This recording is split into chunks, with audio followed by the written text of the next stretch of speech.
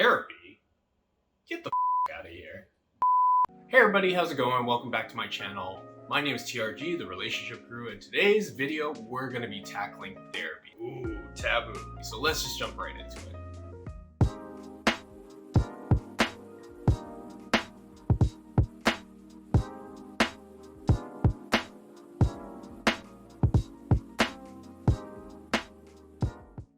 Hey everyone, welcome back. Therapy, huge topic.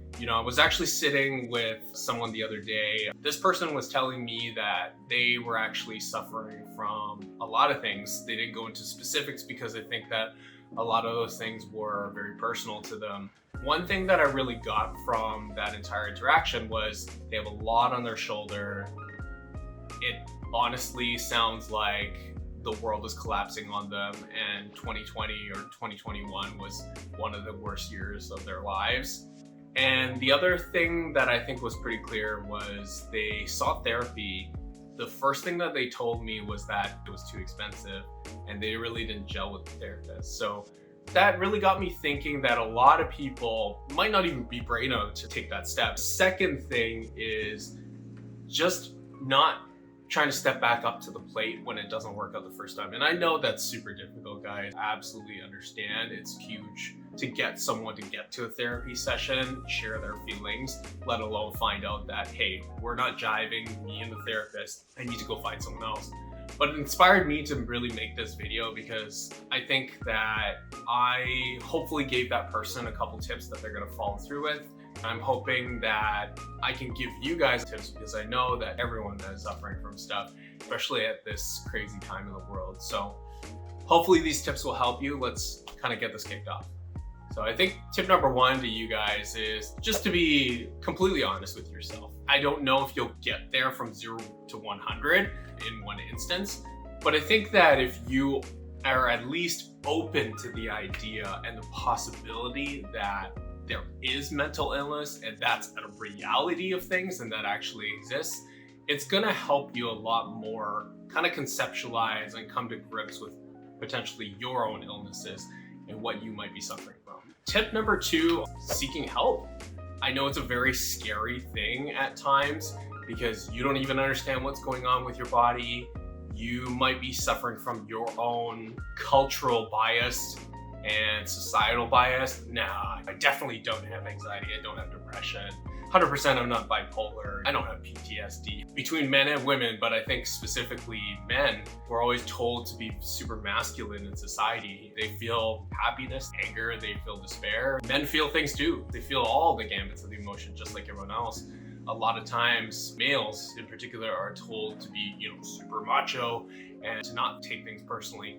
Seek help from people that are in your support groups, your friends, your family. It doesn't necessarily have to be at the level of like a psychiatrist or psychologist or a therapist, but I think it's really important that you at least seek some kind of resources and get more information about what can help you. Notify your doctor about that. You'd be surprised how many support systems are actually out there that might be able to help you, or they might actually be able to at least point you in the right direction. Hey guys, if you stayed this long, I really appreciate you. I just want to say thank you so much. If you could subscribe and hit that like button as well as comment, that would be greatly appreciated. Let's continue on with the video. And then I think the third tip that I have for you guys is just to execute on that. I know that it's convenient sometimes to do all the homework to find the help, get the phone numbers for a psychologist, look up different help groups and applications that you can go online to seek different help.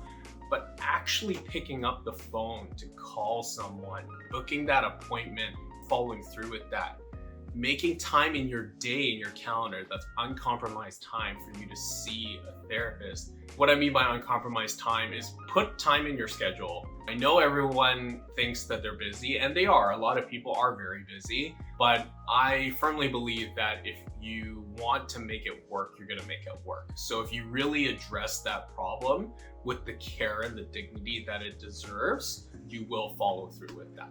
And make sure you go in with an open mind. Tip number 4, it's not always going to work the first time. You might have to go through quite a few therapists to find the one that you really gel with. every single therapist is very different in their methods on how they want to go about diagnosing you, how they want to give you certain advice. Some might be more laid back, some might be by the book. Hey, they teach us X, Y, and Z in the book, so that means that your son is ABC diagnosed with CDF. So I think that it's really important that you understand not every therapist you're gonna 100% gel with, and that's okay, that's normal. I know that really sucks for some people because it's like, well, I already got myself out here to the therapy session. I'm out of my bed, booked the session, I paid the money, and now this is not working. I need to go find another therapist, or I'm coming to the realization that I gotta jump through hoops again. And yeah, I'm sorry to tell you that there's probably no shortcut to that, but I think that you need to understand that you're not alone. There are people that have gone through many, many different therapists to get to the one that they wanted.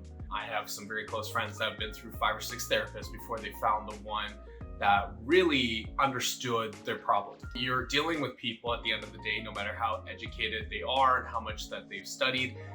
Different age groups, different cultural things, religious things, ethnicity is going to really shape that particular person as to who they are and who, more importantly, you're talking to from the other side of the couch. So really assess what you need and don't be afraid to voice that up. If it's not working for you, hey, no harm, no foul. I'm gonna go find someone else. I'm just letting you know that we don't jive together.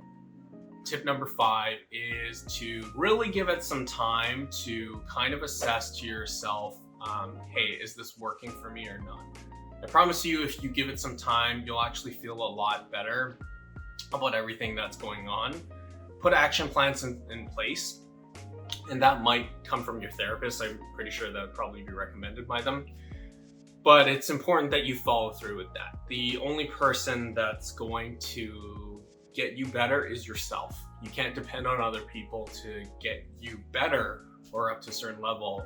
You have to want that within yourself. And so that's very important that you follow through with that. So those are my tips for today. So take care, guys. Thanks so much for watching. If you like this video, please like, comment, subscribe, and ring that notification bell.